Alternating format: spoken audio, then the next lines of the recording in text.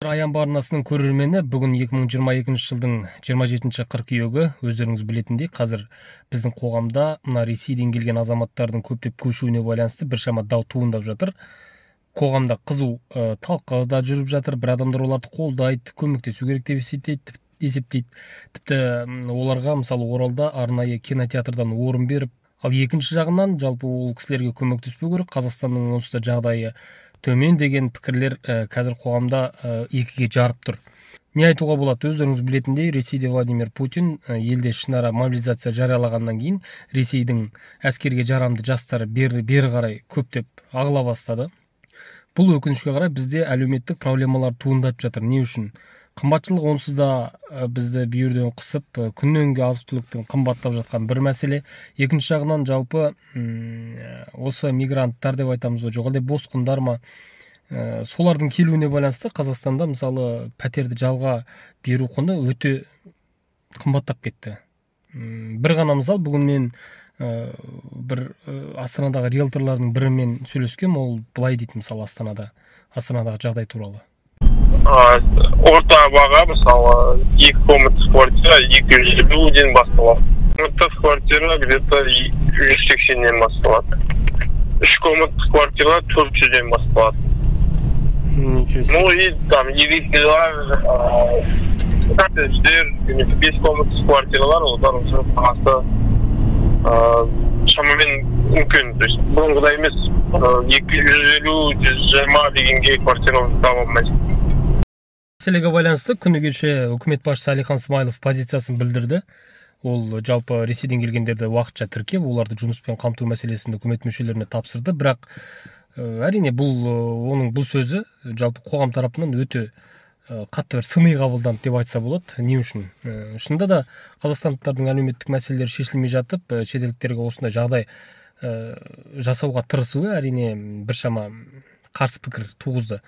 Іле-шала бүгін таңертең біз үкіметке барған кезде Әлихан Смайылов мәселені осыдан бастады. Ол кішкене ақталғандай болды. Біз енді қазақстандықтардың бірінші мүддесін бірінші орынға қоямыз деген секілді. Бірақ айтылған сөз айтылды, ол мәселен ол сөз кеш айтылу керек пе еді. Өзін тыңдап көрейікші, мысалы үкімет басшысының. Қоғамда кейбіреулер дұрыс түсінбегендері бар. Осыған орай айтайын дегенім, шетел азаматтарына қызмет заң аясында көрсетіледі. Біз халықаралық міндеттемелерімізді орындай отырып, өз еліміз бен халқымыздың мүддесінен жоғары құндылық жоқ екенін ұмытпауымыз қажет. Содан кейін жалпы үкімет отырысы біткеннен кейін біз жақындадық журналист ретінде. Әрбір министрге шамасы жеткенше сол кулуарда министрлер әдетте отырыстан кейін шығады. Сосын біз бірінші қойғымыз келген сұрақтар мынадай болды. Көпшіліктің үкіметке бір ғана сұрағы бар. Онсыз да қазақстандықтарды жарылқамай жатқан кезде, жұмыспен қамти алмай жатқан кезде, студенттер далада қалып жатқан кезде, не үшін ресейліктерге осындай мысалы көмек көрсетіп, былайша айтқанда өз шамам жетпей жатқан, неге осылай деп үкіметке үлкен сұрағы бар ғой? Қараңыз, келе жатқан ресейліктер негізі олар халық көмектесіп жатыр, иә? Шекара жанындағы сол өңірлерде.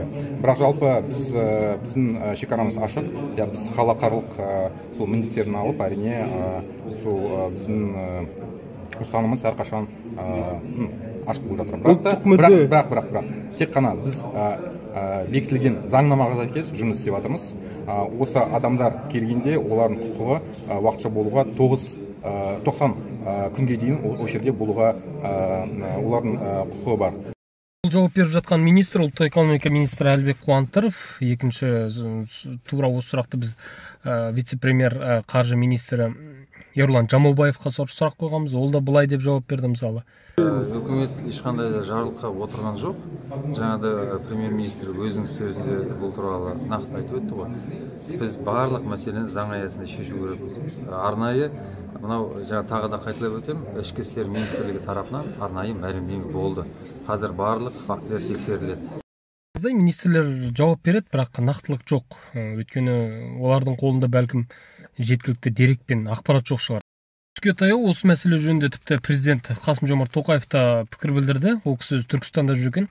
Ол кісінің айтуынша жалпы көршімен тату болуымыз керек, оларға гуманитарлық көмек көрсетуіміз керек, қол ұшын созуымыз керек деген секілді әңгіме айтып жатыр. Яғни біз бұдан байқағанымыз, президент тікелей үкіметке тапсырма беріп, бұл жалпы ел басшылығының бір ауыздан шешіммен жүзеге асырылып отырған шаруа секілді көрінді.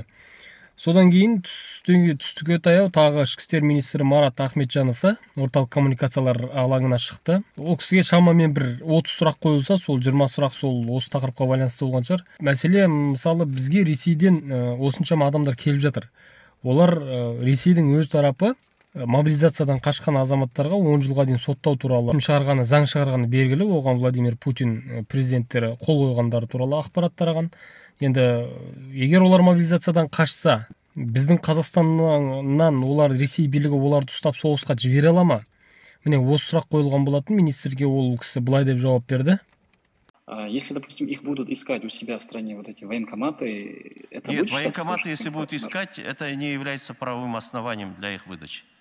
Жалпы екі елдің, Қазақстан мен Ресейдің арасында сотталғандарды өзара алмасу, экстрадациялау туралы бірнеше келісім бар. Ол парламентпен ратификацияланған.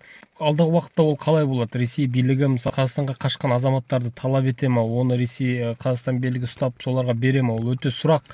Бірақ қоғам тарапынан да сұрақ туындап жатыр ғой. Билік барынша жауап беруге тырысады, бірақ қоғам қанағаттанбайды. Екіншіден, мен өзі статистикаға мән бердім. Мәселен, ішкі істер министрлігінің көші-қон комитетінің басшысы осыдан бірнеше күн бұрын бір баспасөз мәслихатын өткізіп, 21 қыркүйекке дейін Қазақстанға 9-12 мың аралығында Ресейден азаматтар келіп жатқанын айтты. 21 қыркүйектен кейін ол 2-3 есе көбейген айтты. Яғни 20-30 мыңға дейін көбейген. Күніне шамамен ресми мәліметтерге сүйенсек, Ресейден 30 мың адам келеді екен. Бірақ 24 KZ-тен мен мысалы байқадым, кеше байқадым, бір күнде ғана Батыс Қазақстан облысына 17 мың адам Ресейден келген. Яғни бұл жерде бір ғана облыстан 20 мың адам келсе, бізде мысалы 5 облыс Ресеймен шектесіп жатыр. Бұл жерде ол қалай болды сонда? Статистикалық мәліметтер бір-бірімен соқтығысып, статистиканың өзі күмән туғызып тұр. Қанша адам келіп жатыр, қаншасы ВНЖ дейді, уақытша тіркеліп жатыр, қаншасына ПМЖ тұрақты тіркеу беріліп жатыр. Ол жөнінде енді бүгін ақпарат берді, қателеспесем, халыққа қызмет көрсету орталықтарының азаматтары да 98 мың адам келді деді ғой деймін олар. Бірақ дегенмен статистика бұл жерде кішкене күмән туғызатын, бір-бірімен қарама-қайшы келіп қалатын жағдайларда кездеседі. Қысқаша ақпарат осындай. Негізі сіз қалай қарайсыз өзіңіз, мысалы Ресейден келген азаматтарды қолдап, олардың осы жерде тұрақталуына мұрындық болуымыз керек пе? Жоқ әлде қарсы болуымыз керек пе? Қалай ойлайсыздар? Не істеу керек мысалы осындай жағдайда? Бұған қарсы шығып жатқандар мысалы өздері мысалы шекеміз қызып тұрған жоқ, онсыз да жағдайымыз қиындап жатқан кезде біреуді жарылқап не қыламыз деген секілді пікір айтады. Сіз не айтасыз, не ойлайсыз? Осы жөнінде пікіріңізді осы видеоның астына қалдырыңыз.